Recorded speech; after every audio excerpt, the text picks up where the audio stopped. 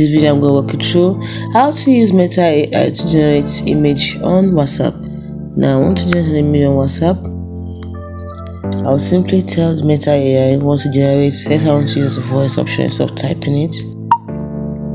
Generate an image of a baby, a beautiful baby for me. Now after the what to do, let's see if we can generate the image. Right now it's working on it, and that's it. So you have downloaded the image, and that's it. It's as simple as that. That is how to generate image using Meta AI. So you have to be very specific about what you want and to do it. You can use the voice or you can type it.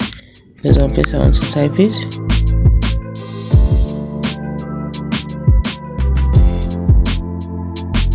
Send.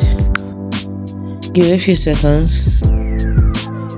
So I've actually generated an image of a beautiful car. Let's see, download the image, and that's it. It's as simple as that. Hope you found this video helpful.